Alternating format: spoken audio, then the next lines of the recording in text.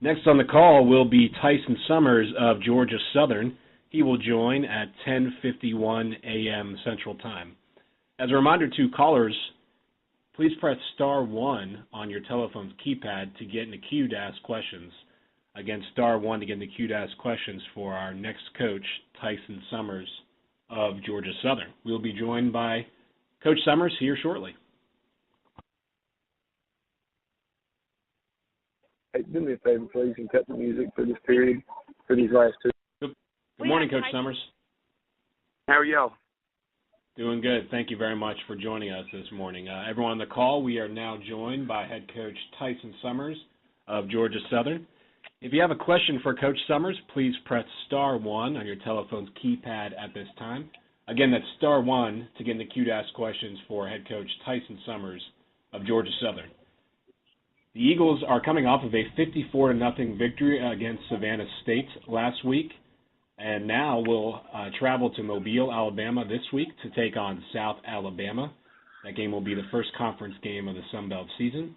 It will be televised on ESPN3 and the American Sports Network, as well as available on the Watch ESPN app, and will kick off at 7 p.m. Central Time. Coach, before we get started with any questions, can you please give us your thoughts on last week's win against Savannah State, your first at Georgia Southern, and the upcoming game against South Alabama? Yes, sir. Well, I thought we played a good football game the other night. Obviously, our defensive unit being able to come out anytime you're able to get a win, it's a positive one. Anytime you're able to get a win and keep somebody from scoring, it's a big deal. So I thought they played well. I thought they took the progressions through the week and how we practiced in our approach. I thought they took, and that's what they took, and gave them a chance to be successful on Saturday. Obviously, felt like offensively we had some opportunities and were able to make some explosive plays. I think that what you saw is our continued, tradition of being able to be a run football team, and that's where it starts with us, continuing to be a gun triple option team. And then where I think we've made improvements from spring until now is obviously in the passing game. And I thought our quarterbacks, thought our receivers, and even our backs getting out into some of the progressions did a nice job through the week. And, the thing that I would take away from it, that are really negatives are the penalties.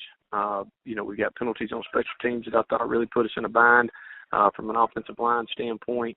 We've got too many guys that are jumping off sides and not staying with the snap count that we need to, over anxious. And those are the things that are going to wind up versus a really good football team like South Alabama that'll hurt us. And we've got to be disciplined. We've got to play with discipline. And we've got to do the right things over and over again. We didn't do that on Saturday, and that's what becomes frustrating. Looking ahead at South Alabama, obviously Coach Jones has been there for a number of years now. Has done a good job, with really a young program. And obviously you see what they were able to do this past week, beating an SEC opponent in Mississippi State and an SEC team in Mississippi State that's been to bowl games for a number of years. And obviously a couple of years ago is, second-ranked team in the country. And I think it speaks volumes, one, for the Sun Belt Conference and the job that our coaches are doing in this league, and obviously for Carl Benson, our commissioner, and what he's been able to put together the last couple of years through a transition. And again, excited about the opportunity to go down there and play these guys this weekend. Thank you very much, Coach. As a reminder to media members on the call, please press star 1 on your telephone's keypad to get in the queue to ask questions for Coach Summers. Before we get to questions, Coach, just on a personal note, what did it mean for you to get your first win at Georgia Southern last Saturday?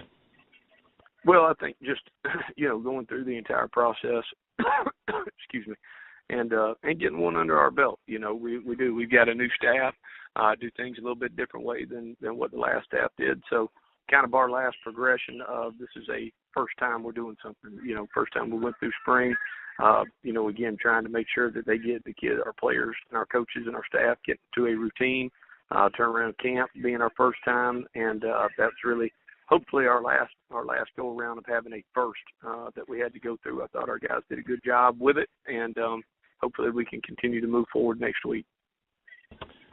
Coach, you had 6 true freshmen come in and play last week, including one who started. I mean, what does that mean for you going forward to get them some game action before the first conference game of the season? Well, I think the important thing is you see that, when we got hired here on December 26th, we really didn't have very long to try to get together, one, putting together a staff, and then two, trying to be able to have a good signing class. And I thought that we were able to do that. I think not only did we sign good players, but we signed good people, we signed good students. And I think that their development through the summer and being able to get them here early and get them through camp and get them the reps that they needed to. We'd had a plan in place all along that there would be between 6 and 10 of them that would get the opportunity to play and play early, and they provide us a ton of depth. Obviously, like you said, you got Brinson in there as a starter for the first week, but it helps us create depth on special teams, gives us some athletic ability that that they have that maybe some of our older veteran guys don't have. Thank you, Coach. And finally, the upcoming game against South Alabama presents a challenge with the team pretty much being a new team on offense coming back from the last year's team that Georgia Southern defeated. Dallas Davis and Gerald Everett are the two people that stand out. What kind of challenges do they present on offense for your defense? Well, I think, like you said earlier, you got an offense that's been able to prove in themselves that they can win in big games. And at the end of the day, that's what they did this past Saturday. Obviously, tight end is a threat and as good a player as we're going to see this season.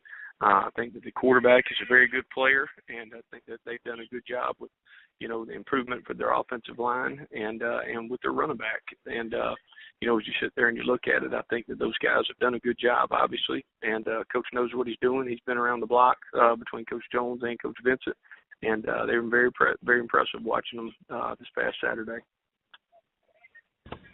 Thank you very much, Coach. And at this time, there are no questions, so thank you very much for your time, and best of luck this Saturday. Okay. Thank you all so much again for having me. Thank you very much. Yes, As sir. a reminder, Bye-bye. Georgia Southern is on the road this week at Mobile, Alabama. They take on South Alabama at 7 p.m. Eastern Time, 6 p.m. Central Time for a game at Ladd-Peebles Stadium. That game will be televised on the American Sports Network and available on the Watch ESPN app.